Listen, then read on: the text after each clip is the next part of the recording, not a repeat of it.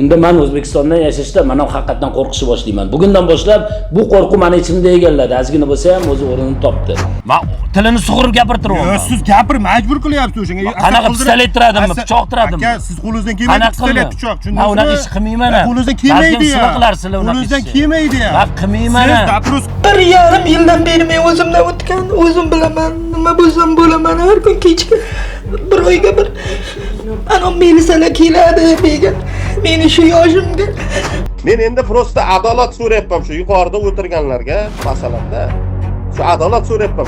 Shu tuman YB tergov bo'lim boshlig'iga uchrashmoqchi edik. Shu tergov boshlig'i. Keling aka. Kirasiz? Yo'q, biz kameramiz bilan kiramiz. Mumkin emasda aka. Bo'lmasam chiqsin bu yoqqa, mana qabulxona bor ekan. Qabulxona bor. Shu yerda uchrashamiz. Qabulxonaning ichida kamera bor. Sizni kamerangiz. Bizniki ham bo'lsin, ikkita tomondan olinadi. Asos. Asos? Tushunmadim. Asos nima? Kim siz aka tanishtiring? Tergov boshlig'imisiz? Xonasigacha. Nimaga? Ruxsat bor. Yangi qonun qabul qilindi. Nima deydi? Noldan turib kelgan odamga betib turib Kanada tarmash olish kerak emas-ku. Prokuratura xodimi, MIP xodimi kelib turib, yoqdan telefon bo'lsa, bosim bo'layapti, prokuratura bosim qilyapti ularga, "Davoy, boringlar, qo'rqtinglar" deyapti bizlarni.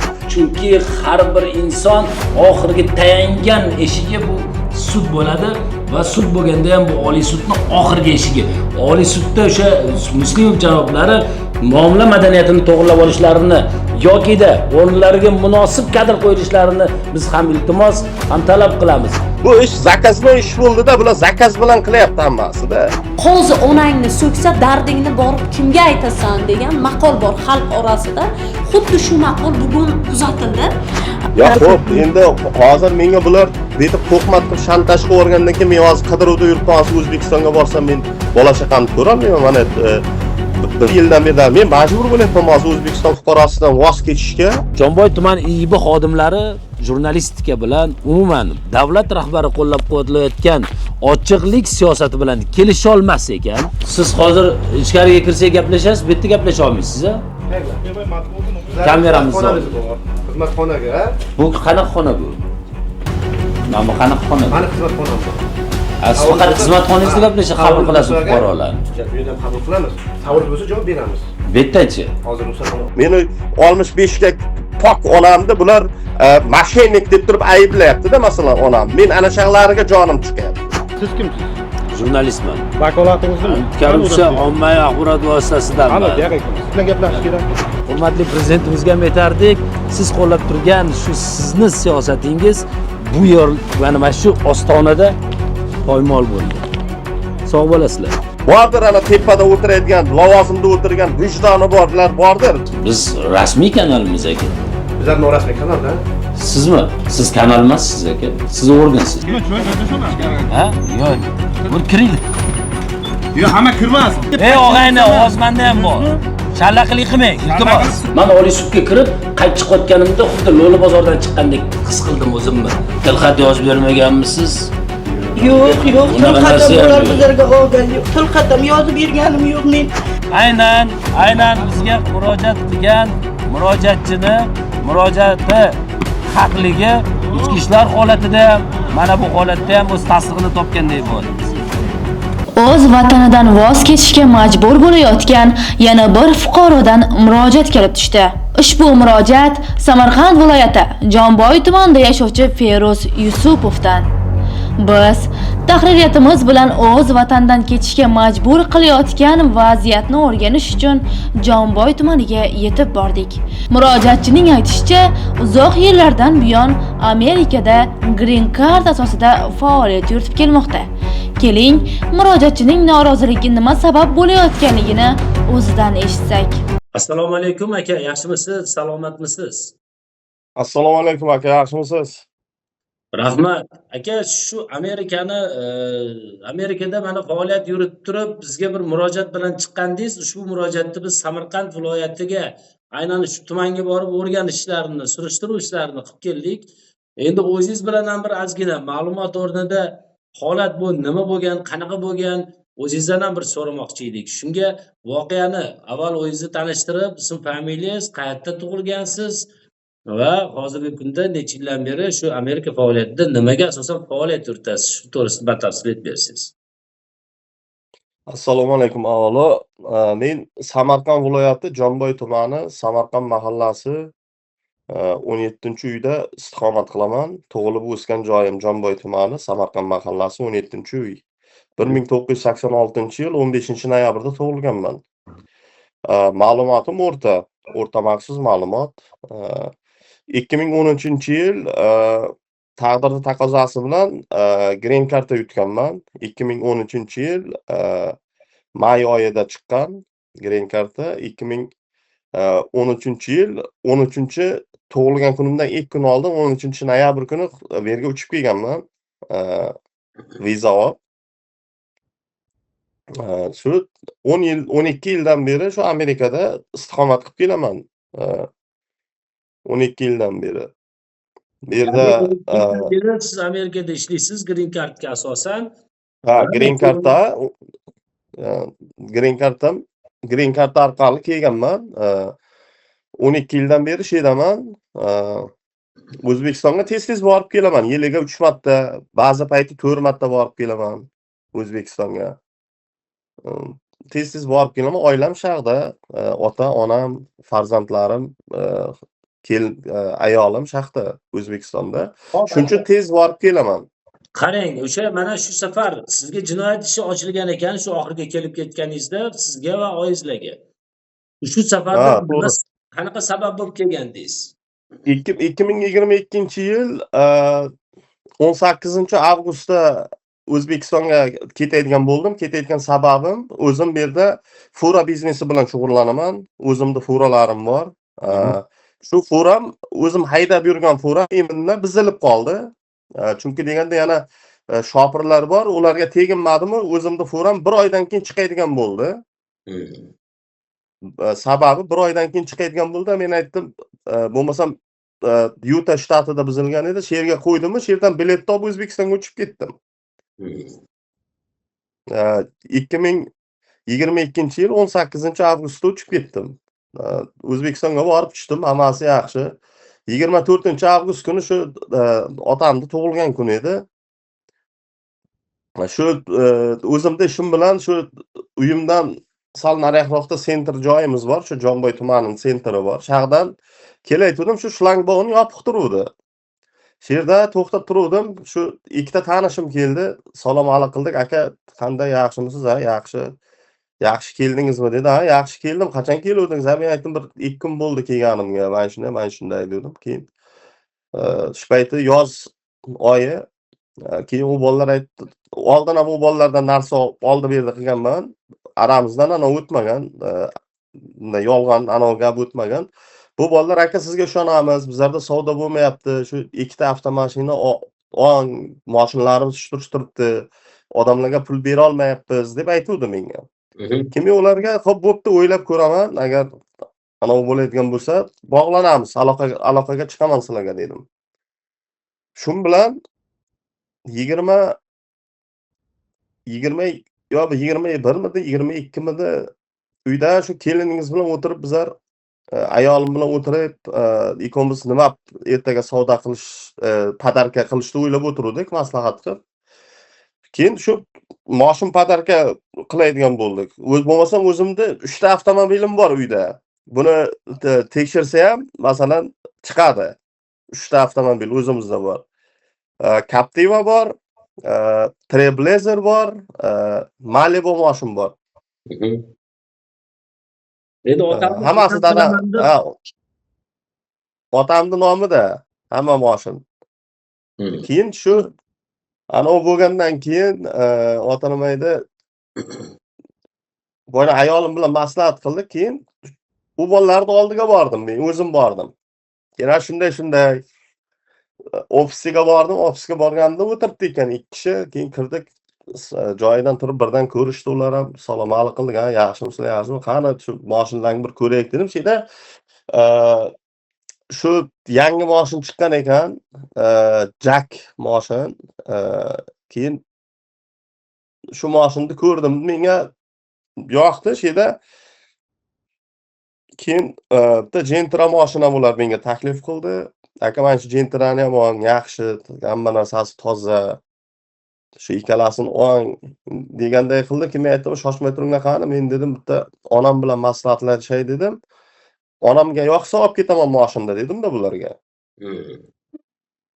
Faqat dedim bularga tushuntirib aytdim, men dedim agar narsaga oladiganimni bilsam, agar sizlar menga narsaga beradigan bo'lsalaring, ustiga foiz qo'yib beradiganlaringni agar bilsalaring, onamda pul bor dedim uyda. Da masalan.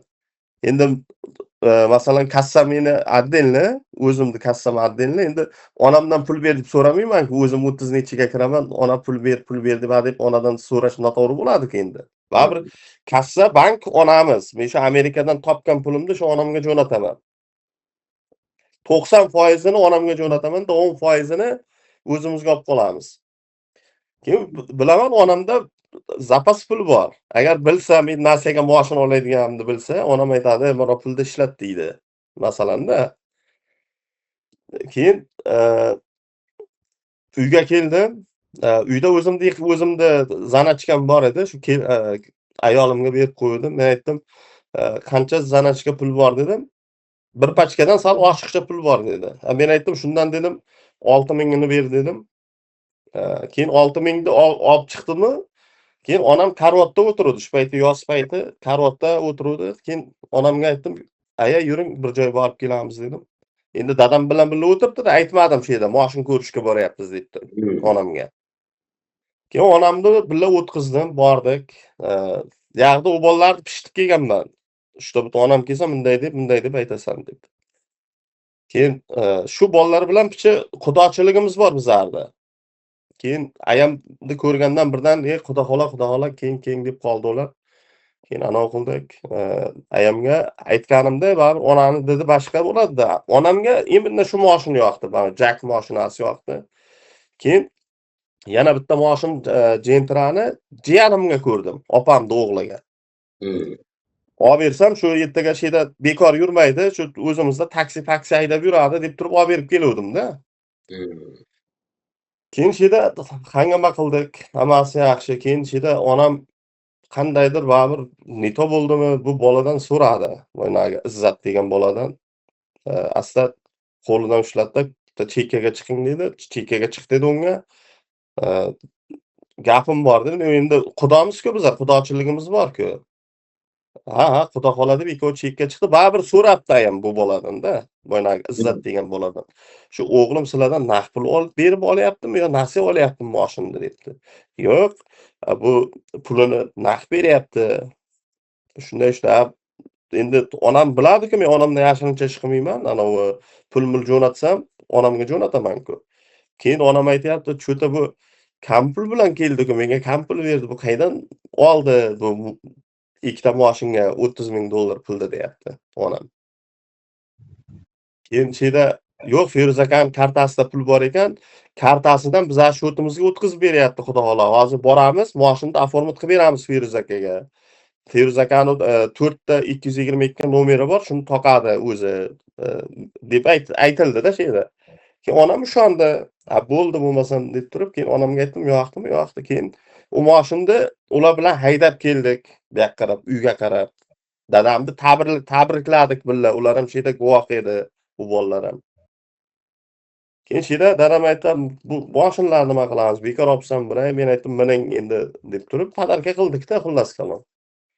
Shun bilan keyin bular bilan $12,000 ga Gentrani dogovor qildik, $18,000 Jackni dogovor qildik. Общий summa $30,000 pul bo'ldi. 6 oyga kelishuvdik bular bilan. 6 oyga, martning oxiriga, aprelning boshida pul berishim kerak edi bularga. 2023-yil aprelda pul berishim kerak edi bularga. Shun bilan men shu ketganimdan keyin O'zbekistonda yurdim. Mashinam tayyor bo'lgandan keyin bular telefon qildi menga. Bu yerga keldim. Bu yerga kelganimdan keyin siz $30,000 mashinani demak bo'lib to'lash sharti bilan kelishdingiz. Siz $6,000 qilib berishga gaplashgansizlar, to'g'rimi? Yo'q, $36,000, $38,000. Ha 38 mingga kelishgansizlar. Ha, 38 mingga. Ikkita mashinga 4 mingdan qo'ydi. Ha. 4 ming dollardan oyiga pul qo'ydi-da. Xo'p, siz kelgan oygami yo 6 oygami? 6 oyga qo'ydi-da. Endi 4 Ha. mingdan 8 ming dollar qo'ydi-da. 8 ming dollar qo'ydi. Shunda 38 ming dollarga kelishdingiz ikkita mashinani. Shunday ya. 6 ming dollar berdingiz, 32 ming dollari qoldi. Ana shunday. 32 ming dollarni 6 oyda berishingiz kerak edi. Shu bilan shartlashdingiz. Mashinani nomingizga oldinglar, o'tkazib berishdi ikkalasini ham. Shunday ha. Xo'p, keyin o'sha mashinangiz tayyor bo'ldi, siz yana Amerikaga o'zingizni ish joyingizga qaytdingiz. Ha, shunday. Men chunki deganda qarang, bularga masalan shu mashinda 6 oyga kelishganmiz, 2023-yil aprelda berishim kerak edi-ku bularga pulni. Men bulardan oldin ham mashina oldim. Oldin ham mashina olgan paytim 4 oy oldin pulini berganman-da bularga, 4 oy oldin. 4 o'zi dogovor bo'yicha 4 oy oldin berdim. 4 oy oldin bersangiz pulni boyagi oylik to'lovini oyiga olib tashlash kerak. Masalan. Masalan, oyiga masalan hozir mana shu mashinani 6 oyga bergan, 500 dollardan har bittasiga qo'yib bergan bo'ladimi shunda yo 800 dollardan? Da, masalan olib tashlash kerak edi. Men olmaganman ulardan, shunday berganman. Endi aylanib kelib menga to'g'ri bo'lib kelyapti shu vaqt. Masalan, meniki kechikib qolyapti. Bularga aytyapman, o'tgan safar men ham sizlarga qilmaganman yo ana o'qimagan. Bular ham bo'pti degan. 2 oydan keyinmi degan? Ha, 2 oydan keyin. Bu yana 6 oyimiz 8 oyga o'tyapti. Bo'pti dedik. Keyin men bu yoqqa qarab kelyapman, ish bo'ldi. Shu payti Ukraina bilan Rossiyani urushi boshlanib qoldi. Bu yerda hamma narsa endi chetdan keladi, mort hamma narsa. Amerikada biznes pichi o'lib qoldi aka. Biznes pichi o'lgandan keyin ishlar to'xtab qoldi. Keyin qaradim, fura haydaganda o'sha foydasi yo'qda, undan ko'ra chiqib ovqat-povqat tashiganingiz yaxshi-da, bu katta mashin. Bizilsa remontga tushyapti-da odamlar. Ana o'qib turib remontga katta pulga tushyapsiz. Keyin shunday qildimda men aytdim, yana uyga ketaman dedim. O'zim uyga boraman dedim. Bular pulini berishim kerak edi. Sotiladigan mashinalarim bor, narsalarim bor. Sotaman, beraman pulini dedim. Uyda pul bor zapas. Men keldim keyin yana 2023-yil yana shu avgust oyiga to'g'ri keldi-da, 29-avgustga to'g'ri keldi. Keldimda men aytdim, "Lutchi" dedim, "bir ikkita narsam sotaman, beraman" deb mana o'qisam, bular shu meni kelishimni kutib o'tirgan ekan-da. Shu o'yin boshlagan ekan, men undan xabarim yo'q. Shtobut meni yaxshi hamma biladi, xarakterim dangal, birovdan oldi berdi qilsam, bunday anovim yo'q. Xudoga shukr, ota-onamiz halol mehnat bilan boqib katta qilgan bizlarni. Men keldim, mehmon bo'lib kelganman. Shunday uyimga bir ikkita mullalar kelyapti. Bular jo'natyapti ekan. Keyin tog'amlar keldi, shunday mulladan qarzing bor ekan dedi. Men aytdim, "Qanaqa mulladan qarzim bo'ladi? Men mullani tanimayman" dedim. Boynagi 38 ming dollar pul, ichidan 6 ming dollar pul berganman, 32 ming dollar pul 58 mingga aylanib ketyapti. 58 ming dollarga. Sal kechiktirib qo'yganingiz uchun. Kechiktirib qolganimga, meni 2 oy kechikkaniga, nima edi, 58 ming dollarga aylantirib yuboryapti. Bank ham bunaqa qilsa kerak. Bankda ham bunaqa narsa yo'q, tentak bo'lib qoladi buni eshitgan odam. Keyin nima edi, buni sal tagini surishtirsam men, bu mullalar va shu Jomboy tumanining imomi, shu mulla prosentchi ekanda, o'zi bunday olib qarasangiz, prosent bilan ish qilar shu mulla. Oti ham esimdan Xayrullo degan mulla. Keyin Bulung'urda mullosi bor ekan, bitta mullosi, u ham imom ekan. Oldin Bulung'ur tumanining imomi bo'lgan, shu masjiddan restavratsiya bo'lib turib, bo'lib turib, ishdan haydalgan ekan, imomlikdan olgan ekan, bosh imomlikdan Bulung'ur tumanini. Keyin o'zini mahallasiga mulla qilib qo'ygan ekan. Bu ikkita mulla bir-biri bilan sherik. Oldi berdi. Pullarni o'qilar ekanda, bular shu pul berib, pulni foizga berar ekan, aylantirar ekanda, xullas kalom. Shu bularda pulim, shu mullalarda puli ekan. Shu mullalar bularga foizga pul berar ekan. Uni endi menga qorong'i, u mullalarni men tanimayman, bular taniydi. Xullas kalon $58,000 degandan keyin bu bolalar bilan gaplashdim. Men telefon qildim. Nonko'rlar, mana $32,000 puling uyda turibdi, kelib olib ket. Lekin boyna sen aytadigan $58,000 u pulni men to'lamayman. U qayerdan olding u pulni dedim. Tamam, shu gaplashganmiz. Men telefonni o'chirdim, tamam. $58,000 senga beraman. O'sha pulni 58,000 qilib beraman deb kelishmagansiz. O'zlari Yo'q, yo'q. ko'paytirib olgan. Yo'q, unaqa narsa umuman yo'q. O'zlari ko'paytirib, o'sha qarzingizni $58,000 ga chiqarib olgan, to'g'rimi? Shunday, ha. Keyin sizlarning o'rtadagi o'sha munosabatingiz buzilishni boshladi bu summani eshitganingizdan keyin. Qani ya, har bitta odam siz o'zingiz o'ylang qani, hay, bo'pti deng, 1 yil kechiksa ham deng, 1 yil kechiksin puli deng, to'lov mana shu 6 oydan o'tibdi, 1 yil o'tib ketdi deng, masalan, 1 yil 6 oy bo'libdi ham deng. 10 ta qo'lingni og'zingga tiqmasdan turib sen so'ra, mendan o'zimga aka, meni pulimni 1 yil ushlab tur deng. Mana shu bankka men shu pulni qo'ysam, mana shu $32,000 da qo'ysam, bank menga necha foiz pul beradi-ku, shu pulni ber desin, men beray bo'lmasam, to'g'rimi? Men nima 2 oy kechikkanimga men ularga $26,000 qo'shib to'lamayman-ku. Tentak bo'ladi u odam, eshitgan odam. Tem bo'la aka, 2022-yil 22-iyulda O'zbekiston Respublikasining Oliy sudi qarori chiqdi. Ikki shaxs o'zaro kelishsa, jinoyat alomati yo'q deyilgan narsa chiqardi Oliy sud shu narsani. Masalanda bunday olib qarasangiz 2022-yil mana shuni tekshirsin, men 2022-yil shu avtomashina, Jack mashinasi qaysi oyi meni nomimga o'tgan 2022-yil. Mana 9-sentyabrda o'tgan meni nomimga. Boya Jentera ham shunday oformib qo'yganda. Bu yerda ichki ishlar xodimi, mana sudyalar, lekin shularni inobatga olgan yo'q. Mana sudni o'zi ham biladi premyer qarorini, masalan 2022-yil mana shu ikki shaxs o'zaro kelishdi, bu yerda jinoyat alomati yo'qligini-da masalan. Bu yerda mashina hisobi bilan bizlarni ayblab tashyapti. Men bilmabman, ana shu payti onamga Turkiyaga ketish kerak, bilet olganman Turkiyaga. Dugonalari bilan ketish kerak, sanoga dam olishga. Masalanda, meni onam aeroportdan ushlayapti, bu yoqqa olib kelyapti. Men bu yoqqa Amerikaga kelishimdan oldin tergovchi bilan bog'landim. Uyimga keldi tergov xodimidan bitta odam. Gaplashdik, o'tirdik, Feruza aka yaxshimi? Ha, yaxshi emas, shunday shu moshin purishlardan ariza kelib tushgan ustingizda. Ha, xo'p, kelgan bo'lsa, shu oldi berdingiz bor? Ha, bor, oldi berdim. Mana $32,000 pul, uka, deganman, maxsus degan bo'ladi. Kesin mana pajalsizda berib yuboraman.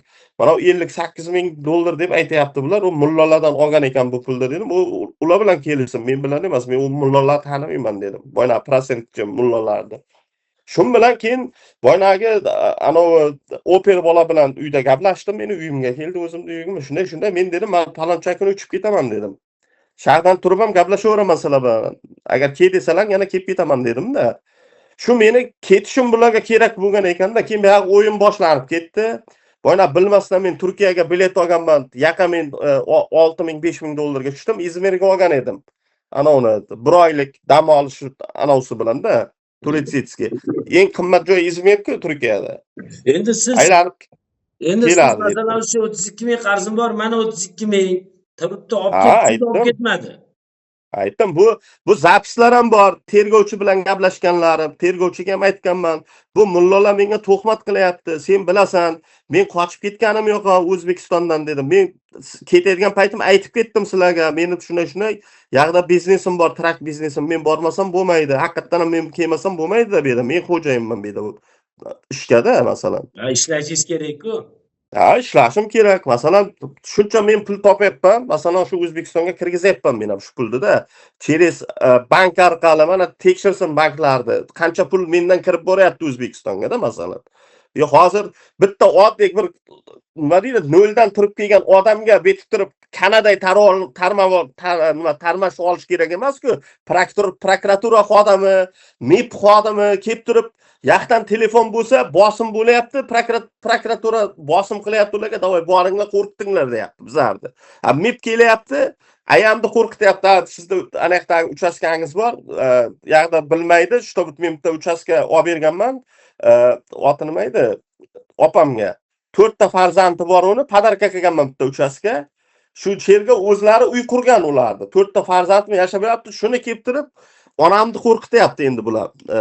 MIPdan kelib turib shuni sotamiz deyapti, aksionga qo'yamiz deyapti endi. Boylarga pulni to'lamasangiz, ani hozir onamni 1 yildan beri pensiyasidan pul olib kelyapti ekan, shu vaqtgacha aytgani yo'q edi onam. Endi aytdi menga. Shunday meni pensiyamni polni hammasini MIP qaytarib qolyapti. Men aytdim, MIP nimaga qaytarib qoladi? Hali sud tugagani yo'q-ku, biz uni qayta apellyatsiya qilib turib oliy sudga berdik-ku. Nimaga ular bunaqa bosim qilyapti? Bir kelib qoladi, bosim qilib yana yo'q bo'ladi. Yo bular bu ish zakazno ish bo'ldi-da, bular zakaz bilan qilyapti hammasida. Aka qarang, bir joyi qolib ketdi. Meni hozir o'zim borib o'rganganimdan, undan oldin siz bilan gaplashganlarimizdan kelib chiqib bir narsani aytib ketaman. Tinglovchilar ham, kuzatuvchilar ham, o'sha bizni kuzatayotgan yuqori turuvchi rahbariyat ham bu holat tushunishi uchun ham kerak. Qarang, siz 36 ming dollarga mashina, 38 ming dollarga mashina kelishib oldingiz, to'g'rimi? Ha. 6 ming dollar berdingiz, 32 ming dollar qoldi. 32 ming qoldi. Hop, Mashinada o'zi qarang, mashinada o'zi tan narxi 30 ming, 8 ming dollar ustiga pul qo'yilyapti. 4 ming dollardan ikkita mashinning ustiga. O'zi asli bahosi mashinada ikkita mashinning bahosi 30 ming dollar. Chunki deganda u mashinlar yangi emas edi-da, bittasi 16 ming 800 yurgan, kilometr yurgan.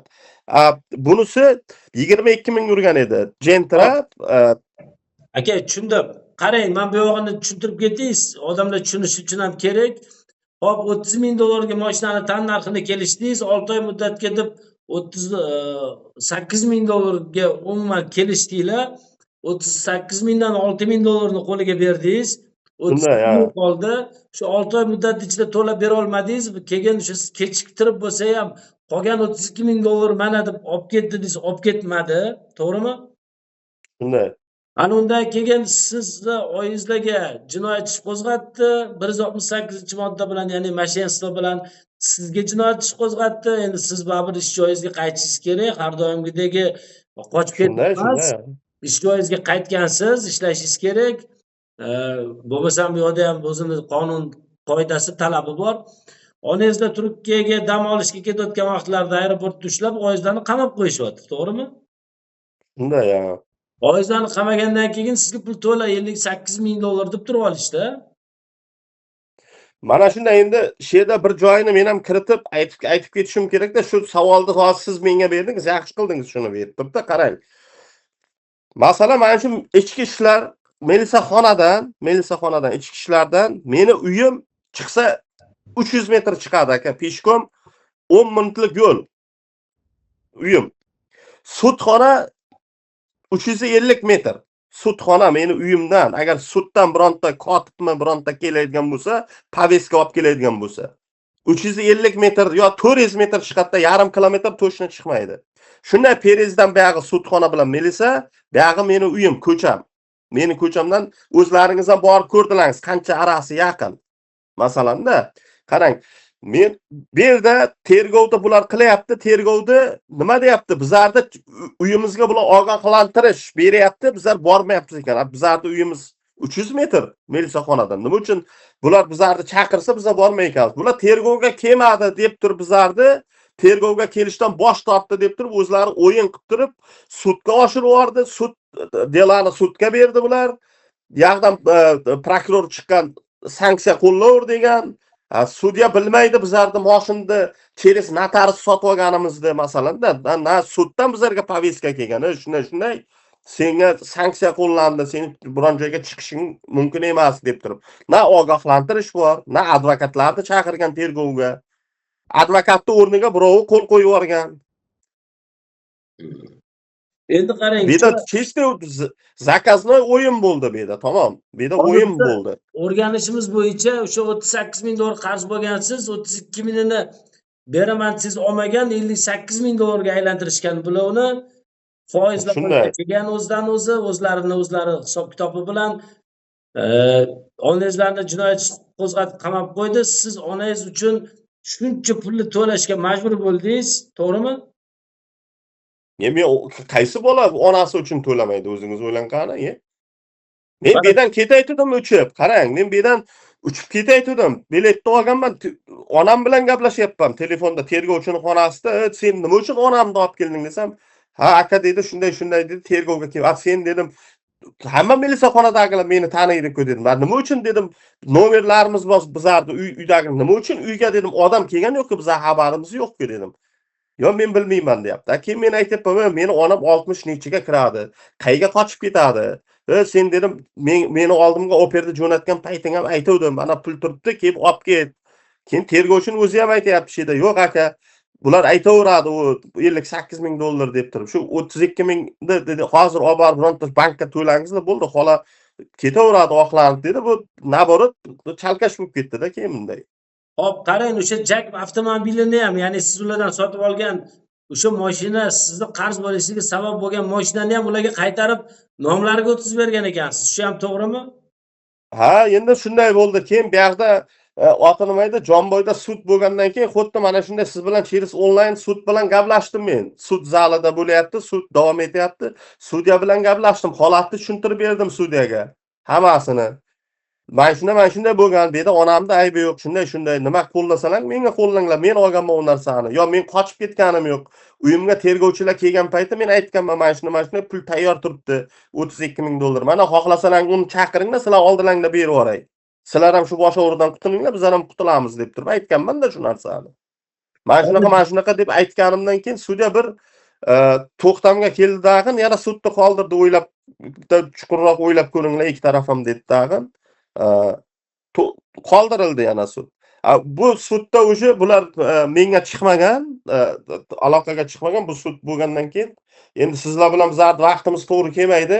Masalan, sizlar tursalaringiz, biz uyquga ketamiz masalan. Keyin shunday bulardan o'siga sud qaror chiqardi dedi, shunday bo'yna pul o'ndirilsin deb aytildi dedi. Keyin bizlar Oliy sud deb Samarqand viloyat sudiga yozdik keyin.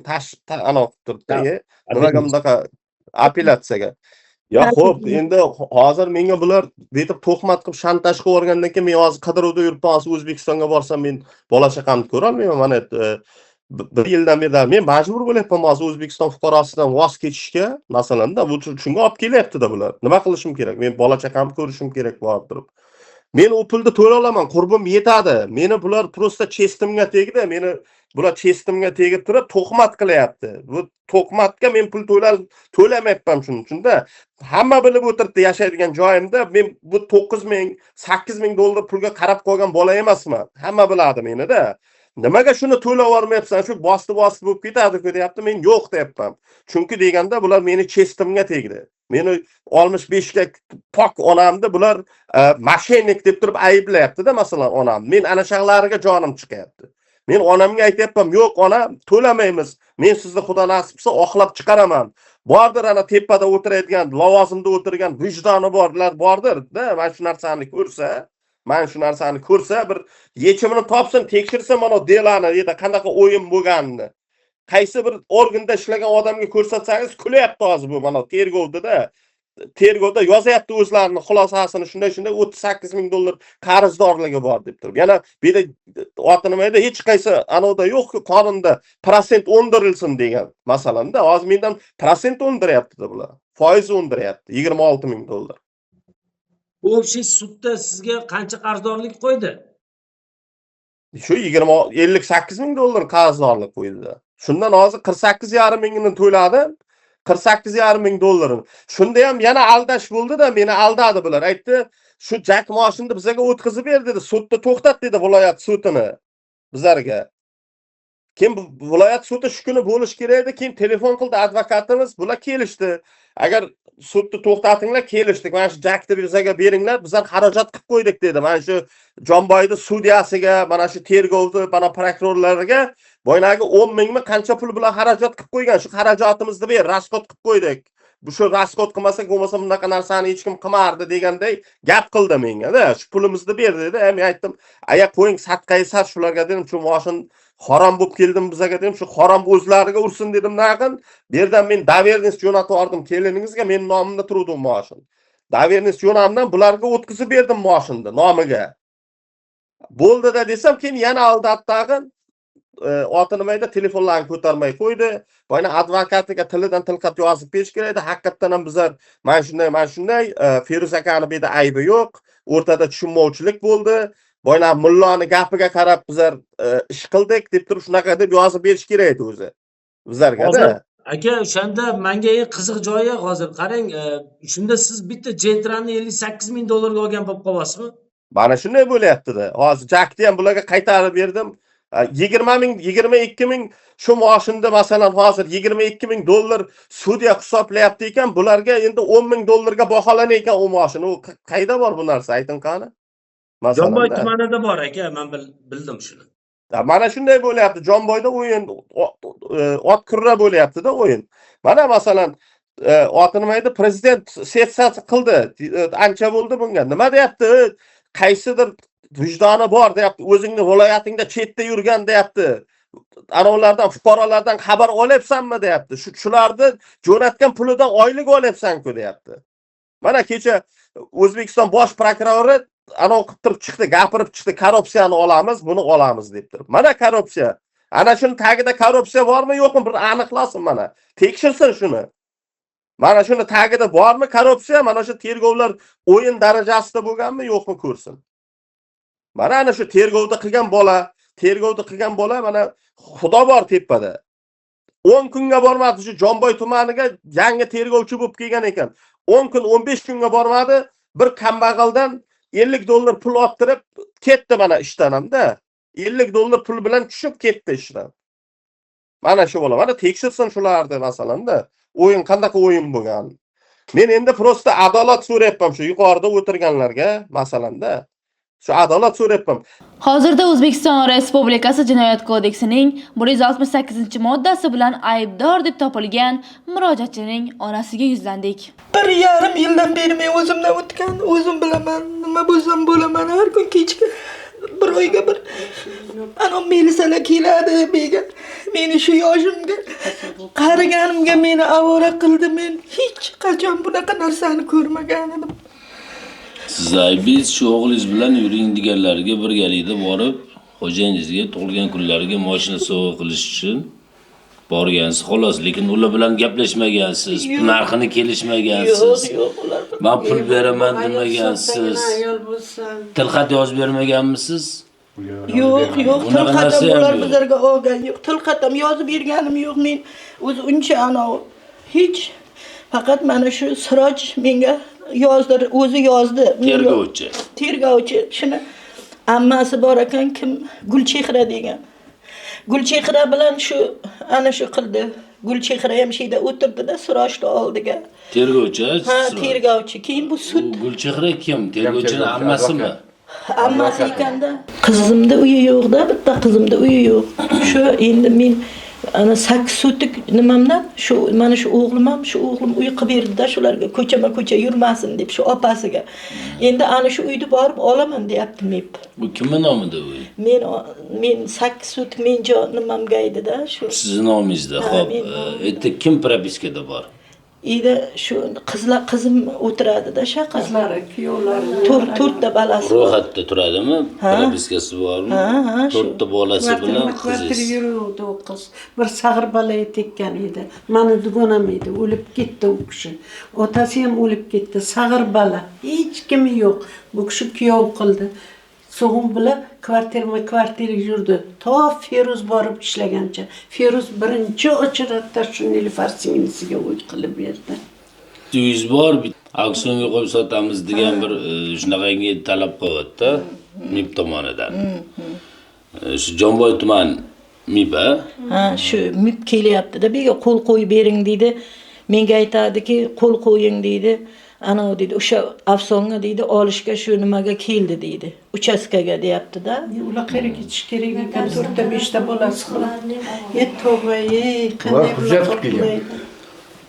nima deysiz? Hujjat qilib kelgan, kadastr qilib O kelgan. oila qayerga ketish kerak go'daklar? Buni qayerdan oldilaring desam aytmayapti. Bu sag'ir bola Kadastr qilib bo'lsa. kelgan. MIB kadastr qilib kelgan qo'lda. Yo'q, kadastrdan ma'lumot olib kelgan. Ular haqqi bor. Kadastrdan ma'lumot olishga haqqi bor ular. Men tushundim.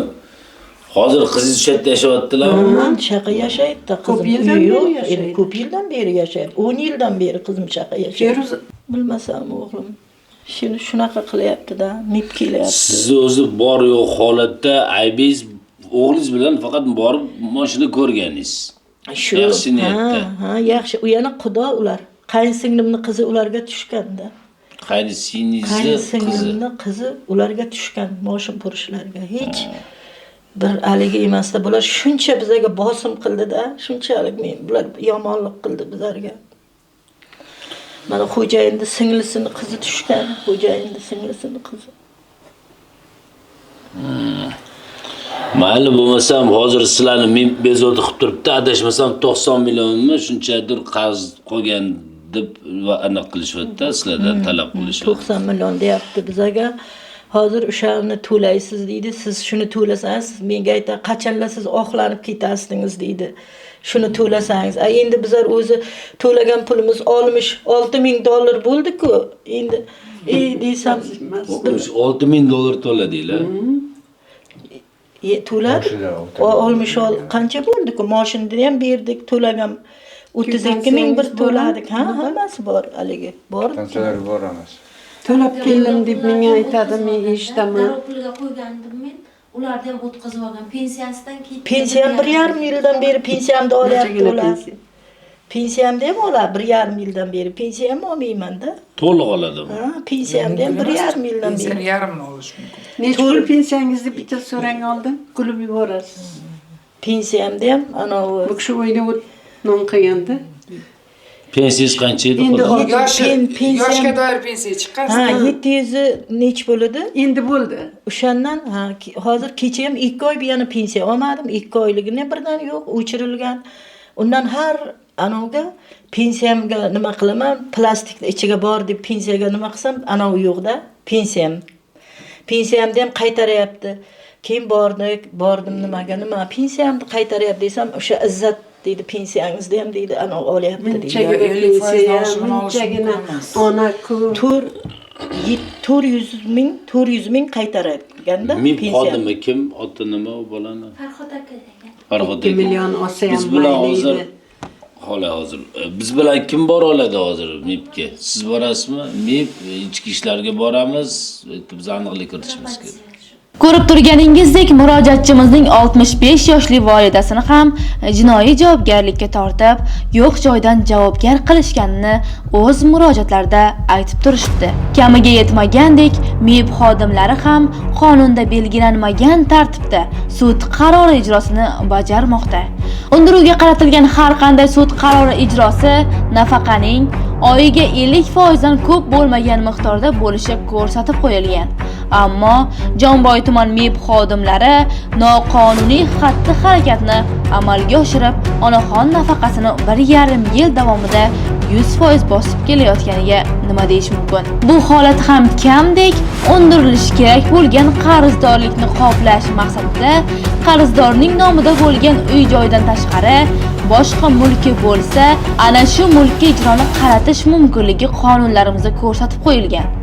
Sud qarori ijrosini ta'minlash uchun Jonboy tuman MIB xodimlari onaxonning qizi, bolalari va oilasi bilan yashab turgan uyni tortib olish va auksionni sotib yuborish bilan tahdid qilishgan.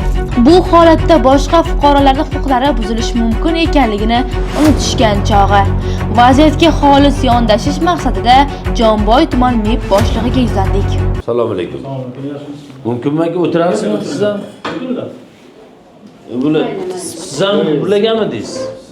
Yo'q, bu kishi boshqa. Yo'q, bular MIB bular. MIB. Gaz bo'yicha ishlaydi. Bilganmiz. Birga. Aka, oldin bir ikkita narsaga aniqlik kiritib olmoqchi edim. Biz endi aniqlik kiritib keldik-ku, sizlardan ham balkim bu tumanda boshqacharoqdir ijro degan. Fuqaroning qarzdorligi bo'lsa, uni uyi bitta bo'lsa, uyda boshqa odamlarning doimiy ro'yxatda turganligi bo'lsa, o'sha uyga auksionga qo'yish mumkinmi? Qaysi uyda? Kim murojaatchi? Qarang aka, men murojaatchi haqida gapirmadim. Bir fuqaro qarzi bor, sud qarori bilan deylik, uni uyi bor. Bitta dona. Bu uyda boshqa odamlar ham doimiy ro'yxatda turadi. O'sha uyni auksionga qo'yib sotish mumkinmi? Qaysi meni uyli deyapsiz? Shu nima oydinlik kirdi, qaysi? Aka, oddiy yana qilib boshqatdan tushuntiraman. Mani misol uchun MIBdan ijro varaqam bor.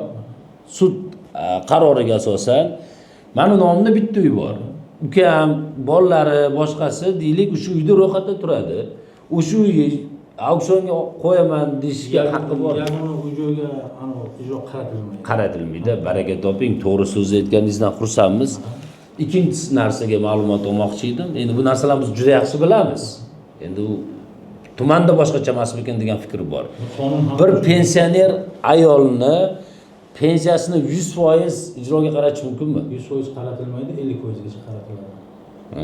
Sizni tumaningizda mana shu onaxonga bugungi kunda Yusupova Inobat opa bizni antikorrupsiya ommaviy axborot vositamizga o'g'illari murojaat qilgan. Mana bugungi kunda 100% pensiyaga qaratib 1,5 yildan beri pensiyalarini teng-tengacha 100% olishayotgan ekan. Undan tashqari o'zlarining nomida bir dona uy bor ekan. Yusupova kim? Inobat. Bir dona uy bor ekan. U uyda qizlari va qizlarining farzandlari ro'yxatda turib bugungi kunda yashashar ekan-u, sizni xodimlaringiz borib uyga auksionga qo'yaman degan qo'rqituv bilan Qaysi mahallada yashaysiz? Samarqand mahallasi. Men hozir bu yerda o'zim Galakapada. Galakapa. Zarafshon mahallasi. Turayotgan joy shahar. Zarafshon. Uy joyingiz qayerda sizda? Men degan siz meni bilyapsiz yaxshi. Moshinda shuncha to'lovlarni to'ladik-ku, moshinda bilasizmi? Izzat. Izzatlar bilan bo'lgan mojarolarni. Sizni oldingizga keldim, aytdim, moshinni berdim, shuncha dollar pulni berdim, endi nimani beray dedim, sizga murojaat qildim, to'g'rimi kelib turib. Keyin siz nima qildingiz, meni nima qildingiz? Bular meni qo'ymayapti-ku borib turib. Opajon, men sizga tushuntirib berdimki, bo'ynagi men esimga Esimizga keldi. Sizga men tushuntirib berdim. Siz bir ayol advokatni u kishi bilmadim kim keldingiz, to'g'rimi? Mana sizga aytdim, opajon, sudning hukmi bilan norozi bo'lgan taqdiringizda viloyat sudiga yozishingiz mumkin dedim. Nima murojaat qilmayapsiz ularga? Agar qarzdorligingiz bo'lmasa, nima uchun murojaat qilmayapsiz? Nima uchun sudda unaqasi ajrimi haligacha qonun kuchda turibdi? Murojaat qildim. Ha, murojaat nima bo'ldi? Mana Oliy sudga nima berdi? Nima qanaqa? Mana bu Samarqand apellyatsiyaga men bordim. Bu yerda izzatlar arqamdan bordi, moshinni bizga o'tkazib ber dedi apellyatsiya. Lekin shunda ham yana apellyatsiya bo'ldi. Ular ham meni bu yerda apsattor 32 ming dollar meni bo'ynimga yana qo'yib yubordi. Moshinni berganimdan keyin 32 ming bir berdim, 6 ming bir dollar bir kun meni qamab qo'ydi. Xabarlaringiz borku? Yo'q, men sizni qamaganidan xabarim yo'q. Sizning tasdiqlovchi hujjatingiz bormi unga to'laganligingiz to'g'risida? Ha? O'shalarni taqdim qiling bizlarga. Men ta'zim keldim-ku. Ya menga hech nima siz taqdim qilmadingiz opa. Sizni ishxonangizda bolalaringizni oldiga kirdim. Aytdim, "Ey insonlar, men mana shuncha summa to'layapman. Nima uchun hammang izzatni aytganini qilasan, mulloni aytganini qilasan? Nima uchun bizlarni e'tiborga olmaysizlar?" dedim. Shoshmang opajon, bunday. Men sizga yana bir bor tushuntiryapman. Agar sizni to'laganligingiz to'g'risida tasdiqlovchi hujjatlaringiz bo'lsa, bizlarga taqdim qiling. To'laganlik to'g'risida. Bizlar uni bo'ynagi bazaga qarang, u holatlarga biz aniqlik kiritamiz. Hozir aniqlik so'rashimiz kerak bo'lganini so'rab olaylik. Aka, shu ikkita holat bo'yicha pensiyani 100% qaratish mumkin bo'lmasa, yakka bir dona uy nomida bo'lsa, boshqa odamlar aytib doimiy ro'yxatda tursa, unga qaratish mumkin bo'lmasa, agar qonunchilikda belgilab qo'yibdi, yagona uy joyiga qaratilmaydi-yu, lekin bor, qonunchilikda belgilab qo'yibdi. Agar kim xolani o'sha uy joyidan tashqari o'sha unaqasi bo'lsa, agar ijro qaratiladi unga. Nimasi bo'lsa? Kvadrat metr ortiqcha bo'lsa, agar uni o'rganiladi, sudga chiqiladi. Masalan, xola deyaylik, 30 sotuq hovlida yashaydi, misoliga. Necha kishi propiskada turadi bu yerda. Ijrochi tomonidan o'rganib chiqiladi. Ortiqcha agar unaqasi bo'lsa, agar yer uchastkasi yagona uy joy bo'lsa ham qaratiladi. O'zlari navaralarini uyda yashaydi. Qayerda yashaysiz siz o'zingiz? Shu navaralarim bilan 8 sotuk shu uyim hali yarim bitgan. Siz propiskangiz qayerda xola? Siz menga hujjatlaringizni bir taqdim qiling, men o'rganib chiqay, sizga alohida yana qo'shimcha qilib anaqa qilamiz. Pensiyangiz bo'yicha ham bizlar ijtimoiy himoya bo'limini ko'ramiz, pensiya jamg'armasini, lekin bizlar 50% ga jo'natamiz. Undan ziyod unaqa qilish mumkin emas. Pensiyangiz 100% ketyapti menimcha. Pensiya mana kecha 2 oylik pensiyani ham olmadim. Yo, mumkin emas u unday bo'lishi. Olmadim, mana tekshirsalaringiz ham bo'ladi. Yo'q, siz murojaat qiling, men murojaatingizni o'rganib chiqib, sizga qo'shimcha axborot berib unaqa mumkin emas. 50%. Shunga Ha, qaraymiz. u mumkin emas.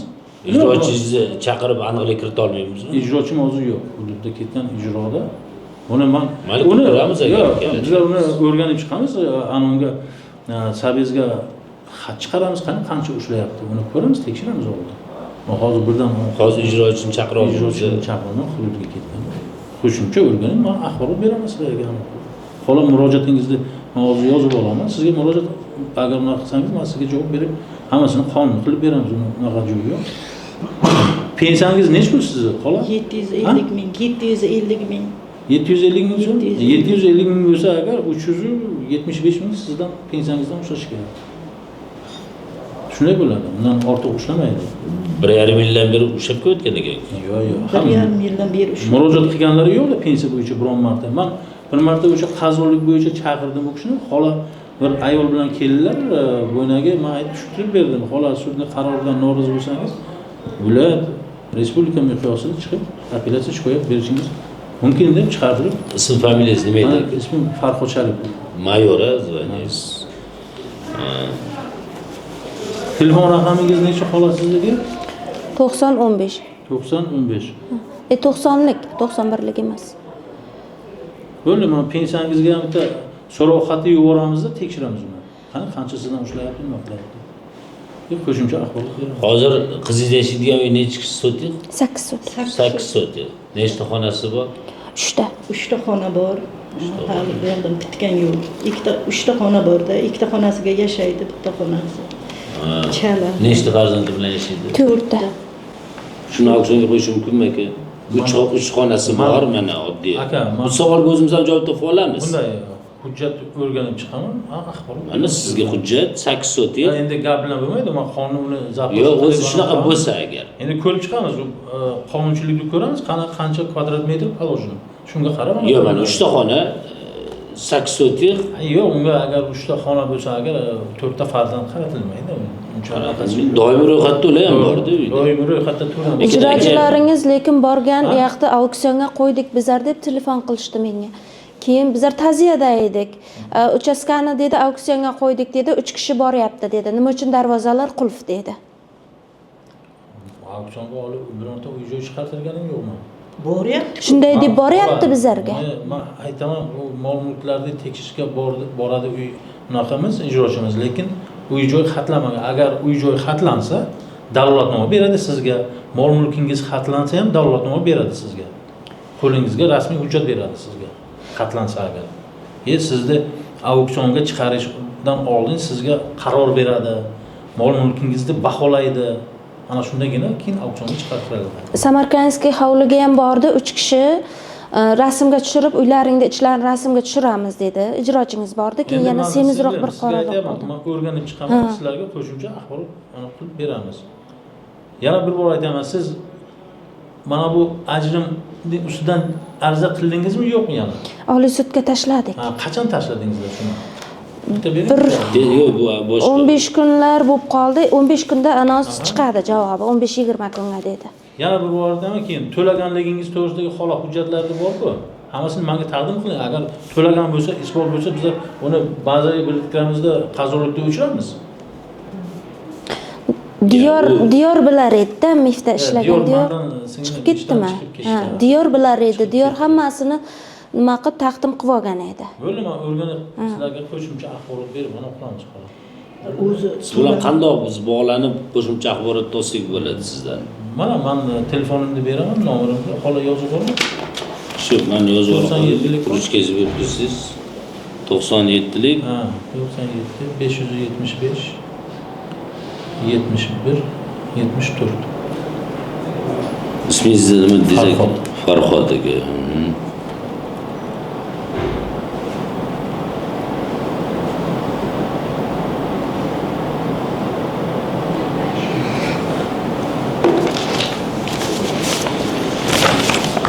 bo'lmasam aka, agar qonun O'zbekistonda hamma joyda bir xil ishlasa, o'sha bir dona uylarida qizlari yashirgan, o'zlari yashamas ekan, bular nomida ekan. Uni agar anaqa qilamiz, ko'rib chiqamiz, o'rganamiz. Agar unaqa bo'lsa, yagona u joyga qaratilmaydi. Xodimlaringiz borib shunaqa deb bezovta qilmasin. Pensiyalarini ham bezovta qilyapti. Pensiyangizda bizlar bitta so'rov xati beramiz. Pensiya jamg'armasiga qancha ushlayapti. Bizlar chunki yuborganimizda endi bitta siz emas, endi bu yerda pensionerlar ham juda ko'p pensiya oladi, boshqa qiladi. 50% gacha yuboriladi. Undan ortig'i mumkin emas. Bizlar ijtimoiy ta'minotni ko'rib chiqamiz. Pensiya jamg'armasini. Qancha ushlayapti.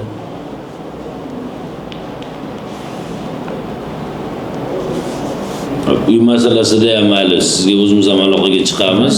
Qanchon, necha yilda qilsak bo'ladi? Endi bugun emas, bizlar endi zaпрос yuboraylik kadastrga, endi kadastrga zaпрос yuboramiz.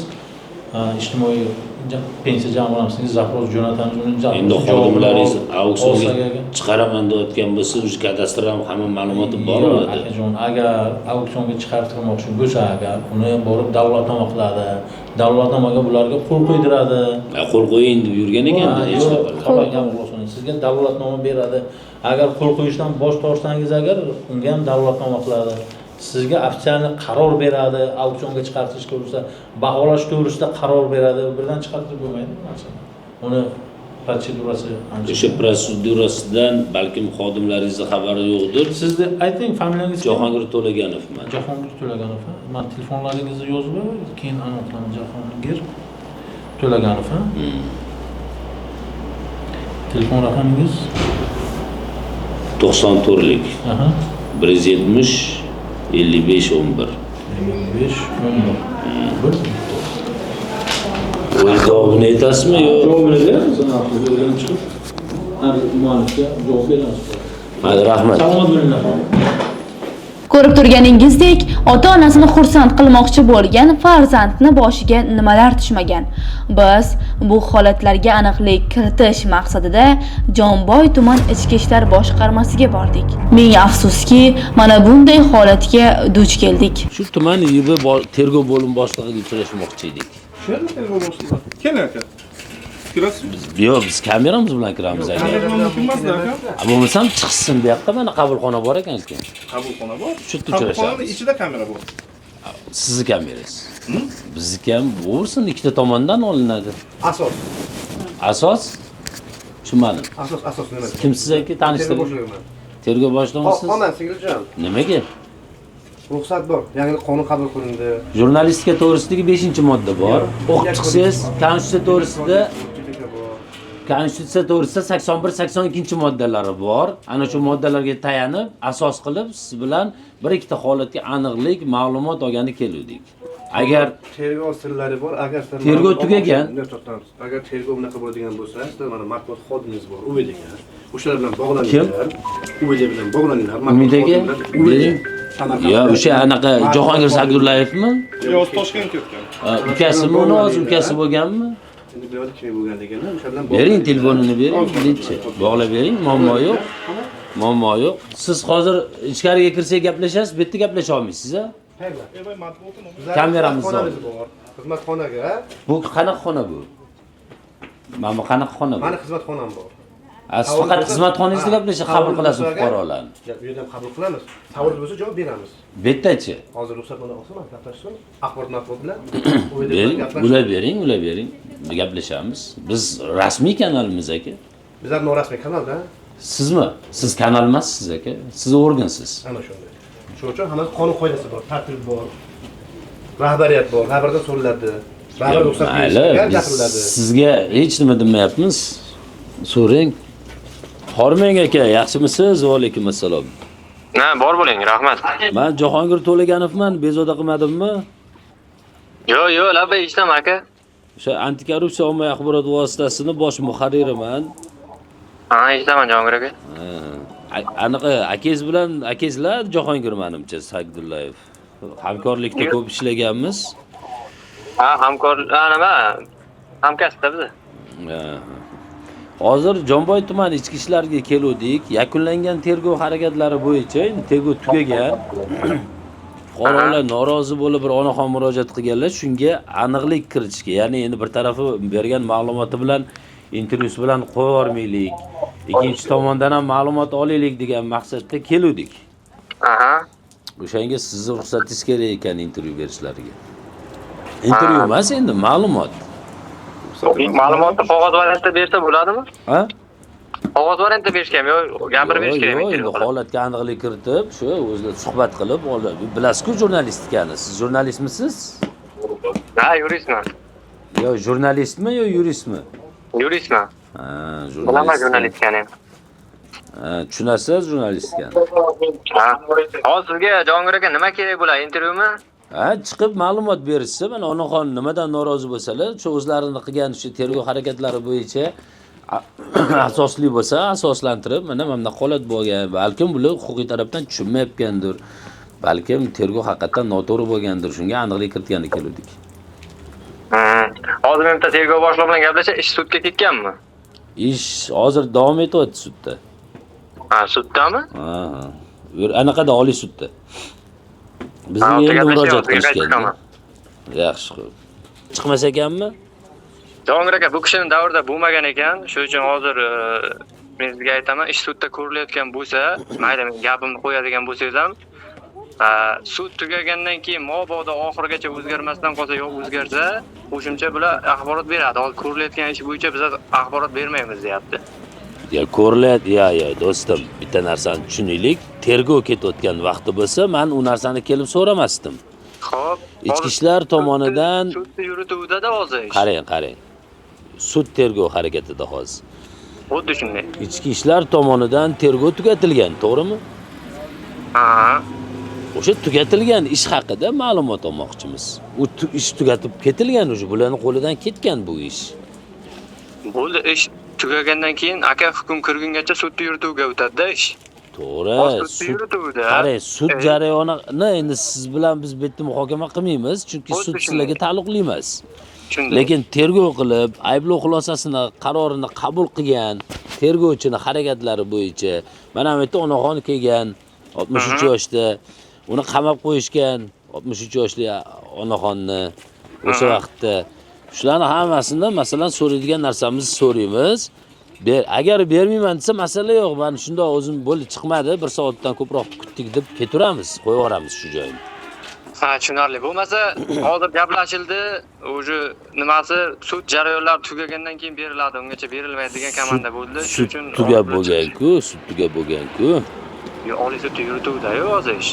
Xo'p, Oliy sudda aloqasi yo'q-ku ichki ishlarga. Ichki ishlar masalan ayblov xulosasini chiqargan bo'lsa, to'g'rimi? Sudga e'lon chiqargan bo'lsa, bu ichki ishlarda tergovdan ketgan material, lekin o'sha qilingan ish haqida biz so'ramoqchimiz. Sud jarayonlariga umuman bular javob bermaydi-ku. Sud ko'raveradi. Masalan, hozir Oliy sud ko'radi. Keyin Oliy sud raisi uni masalan taftishga qaytib tushirishi mumkin, xohlasa barcha qarorlarni bekor qilib, yo tumanga tergovga qaytarishi mumkin boshqatdan. U sud ishi.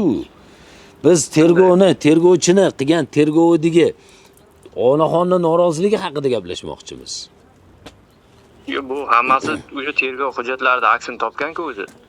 Endi siz hozir aksini topgan deyapsiz, lekin bu yerda o'sha javobgar bo'lgan o'sha 63 yoshli onaxon aksini topmagan deb hisoblaydi.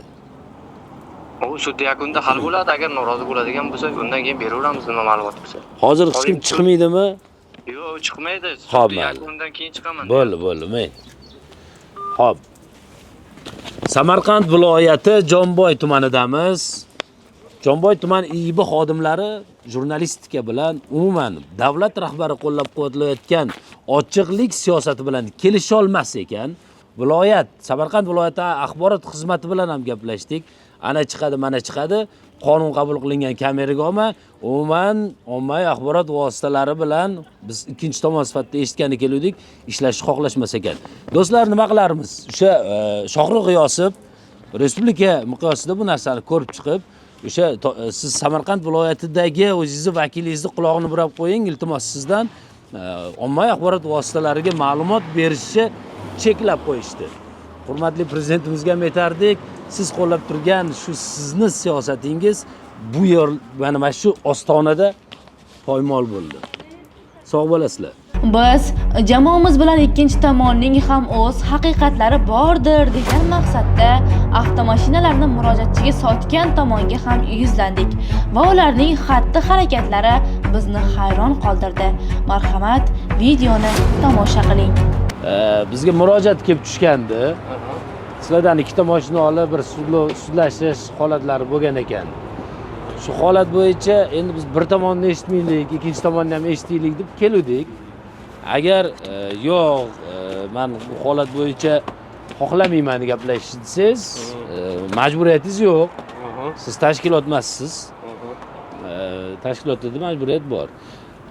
Yo'q, men shu holat uchun men ham fikrimni bildiraman desangiz, sizdan ham olib ikkinchi tomon sifatida ertaga bizga kelmadi degan bir anaqalar bo'lmasligi uchun davlat hal qiladi, to'g'ri. Sizlar men hal qilolmaymiz-ku. Yo'q, to'g'ri. Lekin holatga aniqlik kiritish uchun keldik. Holat davlat melisa bor, boshqa bor, hammasi ular hal qiladi. Men bilan siz hal qilolmaymiz. Yo'q, bo'lgan voqeani biz gaplashib, uni o'rganishimiz mumkin. Bizda unaqa huquq bor. Shu holatga oydinlik, aniqlik kiritishimiz mumkin-da. Agar kiritib bo'lgan, hamma narsa bo'lgan, hal bo'lgan. Yo'q, endi ularni qilgani bo'ldi, hamma narsa shunday aytgani to'g'ri degani emas-da.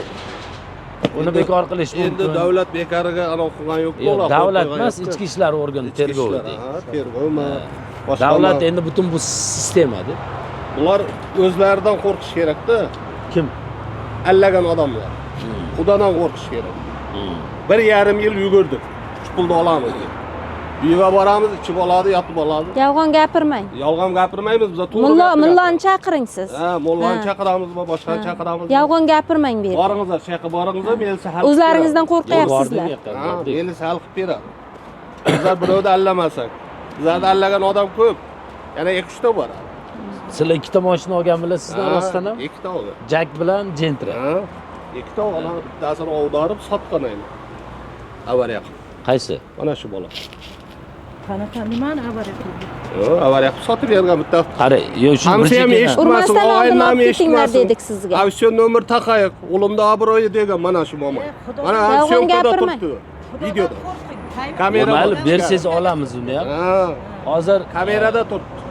Hozir biz bilmoqchi. Birov allaydigan zamon emas hali. Bekarga melisa olib bormaydi-ku. To'g'rimi? Endi bekorga borayotgan holatlar ham bor. Ha. Ular o'yladi, allab ketamiz. Bermaymiz.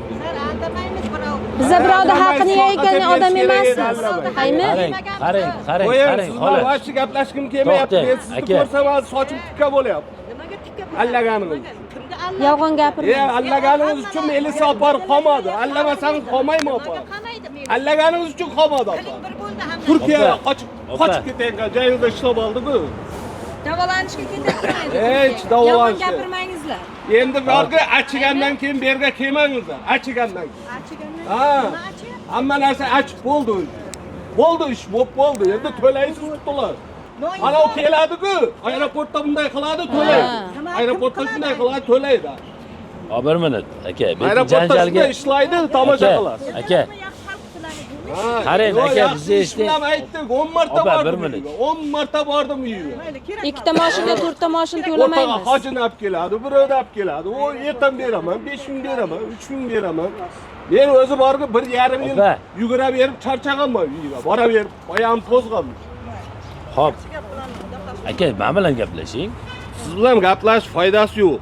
Nega? Bo'lgan ish bo'lgan. Hozir biz materialni qo'ysa, ertaga xat bo'lmaysizmi? Meni o'rganmadi. Qo'yasizmi, qo'ymaysizmi, uni borga davlat hal qiladi-da. Yo'q, tushundim. Biz endi yerga kelib turib borga foydasi yo'q-da. Men sizga aytganimning ham foydasi yo'q. Gapirganimning ham foydasi yo'q. Chunki hamma ish hal bo'lgan. Bekarga sud bo'lgan yo'q. 3-4 martalab sudni qaytardi bular. Yana sud bo'laverdi, yana sud bo'laverdi. Oxiri bular ana bo'lib chiqdi. Chisti mashinik bo'lib chiqdi bular. Bekarga o'rda so'ramaydi-ku, so'rov bo'layapti, to'xtov bo'layapti. Hamma narsa aniqda bu yerda. Kamerada analarigacha tushgan. Bu yerda va'da qilganlargacha, gapirganlar, telefonda zapislari bor o'g'lini.